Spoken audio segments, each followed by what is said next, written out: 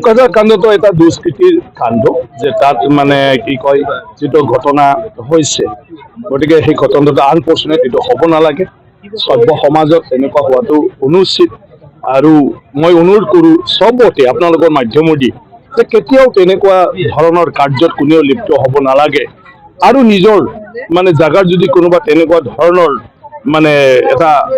কিবা দেখা যায় যে মতি গতি দেখা যায় সেইবোৰো আমি বুজাই বঢ়াই ৰাখিব লাগে নহ'লে দুই এটা মানুহৰ চিন্তা এইটো কোনো জাতি হিচাপে পৰিকল্পনা নাই জাতি হিচাপে কোনো কাৰ্যসূচীও নাই এইটো দুই এজন মানুহে পুটুক কৰি কিবা এটা ভাৱ লৈ পেলাই মানে ঘটোৱা এটা ঘটনা কিন্তু তাক লৈ আজি কিমান ডাঙৰ সমস্যা হ'বলৈ গৈ আছে আৰু গোটেই মানে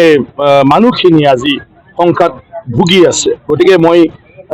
ভাবোঁ নিশ্চয়কৈ এই কথাটো এতিয়া চবে বুজিব পৰা হৈছে চৰকাৰৰ পৰা বিহিত ব্যৱস্থা লৈ আছে ডিজিপি ডাঙৰীয়া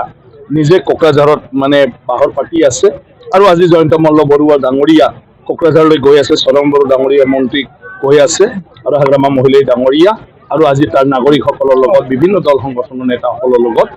আলোচনা কৰি ফালে কেনেকৈ মানে এই পৰিৱেশটো চাম কাটি পেলাই আগৰ নিচিনা স্বাভাৱিক জীৱন যাত্ৰা আমি আনি দিব পাৰোঁ এইখিনি এতিয়া কৰিবলৈ লোৱা হৈছে আৰু নিশ্চয় মই ভাবোঁ পুনৰাই নঘটিব মই আছোঁ আৰু দুৰ্গা দাস বড়ো ডাঙৰীয়াও আছে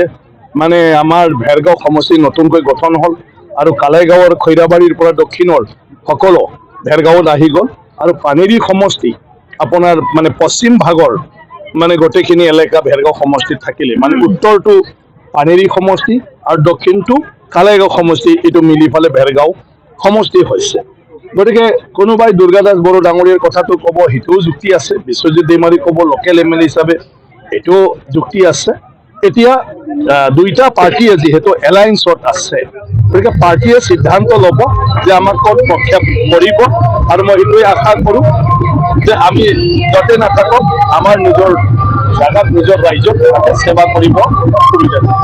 উদ্যমিতা আঁচনি চেক ইয়াত বিতৰণ কৰা হৈছে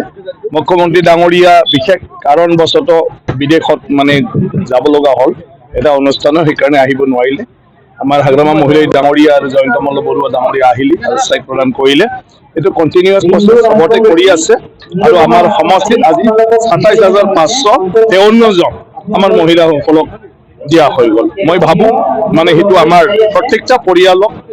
বহুখিনি সহায় হ'ব আৰু তেওঁলোকৰ জীৱনত এটা প্ৰেৰণা আৰু আহি থকা দিন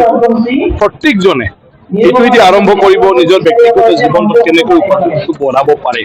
চৰকাৰে আৰু উদ্যোগ লৈছে ইয়াৰ পিছত ২৫,০০০কৈ দিব তাৰপিছত ৫০,০০০কৈ দিব যদিহে ভালকৈ কামটো